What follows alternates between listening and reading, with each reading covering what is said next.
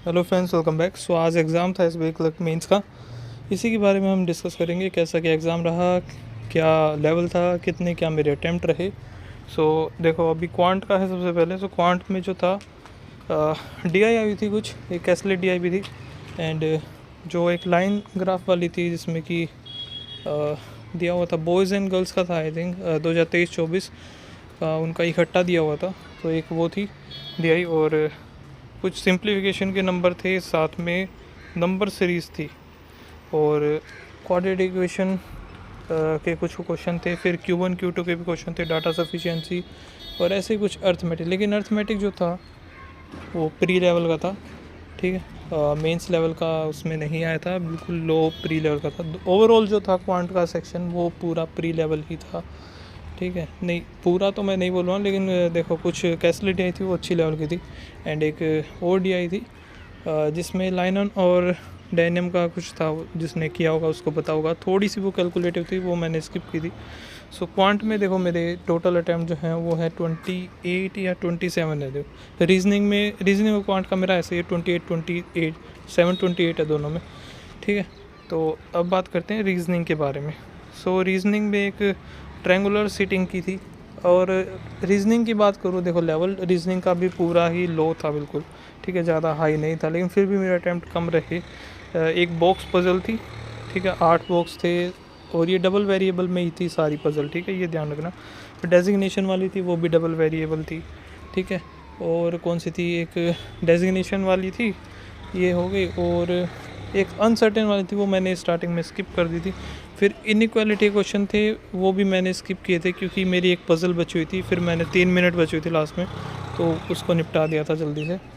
बाकी coded blood relation था, वो बड़ा ही बेकार था, फालतू उठाया मैंने, काफ़ी ज़्यादा टाइम टेकिंग हो गया था वो, एंड काफ़ी टाइम ख़राब भी किया उसने मेरा। और यहाँ पे हम बात करें और क्या आया था, डायरेक्शन का तो नहीं था, सॉरी, कोडेड सिलोगिज़म थे, और कुछ मिसलेनियस चीज़ें भी थी, और साथ में एक इनपुट आउटपुट था, वो बिल्कुल इजी था, ठीक है, शिफ्टिंग वाला था, एंड जो लेटर्स थे वो अल्फ़ाबेटिकल ऑर्डर जा रहे थे, और जो नंबर्स थे उनका मल्टीप्लाई हो रहा था। ओवरऑल यही था मेरा रीजनिंग का भी अटैम्प्ट, ठीक है। रीजनिंग में आई थिंक 28 या 27 ऐसे ही थे दोनों मिला के, ठीक है, 27-28 दोनों का। और देखो, बाकी के जो 2 सेक्शन बचे हैं, सीए और इंग्लिश, उनकी बात ना ही करें तो ज़्यादा अच्छा है, ठीक है। इंग्लिश तो सबसे बेकार, दोनों ही बेकार है एक्चुअली। देखो, सीए में मैंने अटैम्प्ट किए हैं, 10 अटैम्प्ट किए मैंने सीए में, बाकी इंग्लिश में 18 किए हैं। बाकी इन दोनों का मैं कुछ बोल नहीं सकता। और सीए का ऐसा है, 6-7 क्वेश्चन तो बिल्कुल सही हैं, बाकी 1-2 ही तुक्के मारे, मैंने ज़्यादा गेस वर्क करने का ट्राई नहीं किया, क्योंकि फिर ज़्यादा नेगेटिव चले जाते हैं। और इंग्लिश का कुछ बोल नहीं सकते। ओवरऑल मेरा यही रहा है। बाकी आप लोग बताना कैसा एग्ज़ाम रहा। एंड गाइस, अगर आप भी प्रिपरेशन कर रहे हो बाकी एग्ज़ाम्स की, जैसे कि अभी आरआरबी, पीओ है, क्लर्क है, एंड उनका फिर मेंस आएगा। अगर आप प्रिपरेशन कर रहे हो, अभी टेक्स्ट बुक पर सेल चालू है, जो कि 23 तारीख तक रहेगी, आज से स्टार्ट है। एंड इसमें आपको टेक्स्ट बुक का पास प्रो 351 में देखने को मिलेगा। अगर आप परचेज़ करना चाहते हो तो लिंक मैंने डिस्क्रिप्शन दे दिया, एंड कोड यूज़ करोगे रोहन, तो उस पर एक्स्ट्रा आपको 12% का डिस्काउंट भी मिल जाएगा। जिसको नीड है वो ले सकता है, अदरवाइज़ आप अपनी प्रिपरेशन तो स्टार्ट रखिए ही, चालू रखिए ऐसे ही। एंड 2 एग्ज़ाम और बचे हुए इस साल के, बाकी के सभी प्री और मेंस हो चुके हैं। एंड जिनका IBPS क्लर्क मेंस है वो भी अपना अच्छे से कर लेना। क्वांट और रीजनिंग देखो लेवल ऐसा ही आ रहा है, बिल्कुल इजी टाइप। एंड बाकी के जो 2 सेक्शन है उनका लेवल अच्छा आ रहा है इस बार क्लर्क में। पीओ में इतना नहीं था जितना क्लर्क में देखने को मिला है।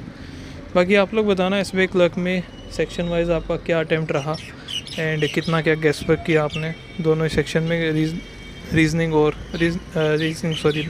रीजनिंग नहीं, सीए का बात कर रहा हूँ मैं, सीए में कितना क्या गेस वर्क किया, एंड कितने आप एक्सपेक्ट कर रहे हो। फ़िलहाल देखते हैं क्या रहता है, बाकी कोई होप है नहीं मुझे इससे। अभी आरआरबी बचा हुआ है, उनको देखेंगे, करेंगे तो। मिलते हैं नेक्स्ट वीडियो में, तब तक के लिए बाय बाय, थैंक यू।